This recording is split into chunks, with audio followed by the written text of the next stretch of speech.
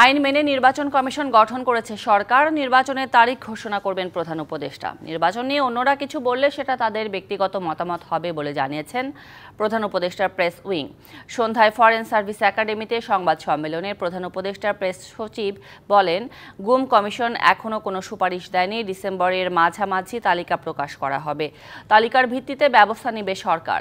আওয়ামী লীগের সামাজিক যোগাযোগ মাধ্যমে গুজব ছড়ানো প্রসঙ্গে উপপ্রেস সচিব আজাদ মজুমদার বলেন, সরকারের পাশাপাশি সবার সম্মিলিত প্রয়াসের মাধ্যমে গুজব প্রতিহত করতে হবে। জানানো হয়, ব্যাটারি চালিত অটোরিকশা নিয়ে হাইকোর্ট যে আদেশ দিয়েছে তার বিরুদ্ধে সুপ্রিম কোর্টে আপিল করবে সরকার। এই বিষয়ে মহামান্য হাইকোর্ট যে আদেশ দিয়েছে, সরকার সিদ্ধান্ত নিয়েছে যে এই আদেশের বিরুদ্ধে সরকার সুপ্রিম কোর্টে আপিল করবে। আমরা আশা করি সুপ্রিম কোর্টের কাছ থেকে এই বিষয়ে একটা ইতিবাচক সিদ্ধান্ত পাব। এখনো পর্যন্ত প্রধান উপদেষ্টা তার দপ্তর থেকে কোনো নির্বাচনের ডেট এখনো পর্যন্ত দেওয়া হয়নি। নির্বাচনের ডেট অ্যাকচুয়াল যে ডেটটা ওটা এই উনি অ্যানাউন্সমেন্ট করবে এবং ওনার দপ্তর থেকে দেওয়া হবে।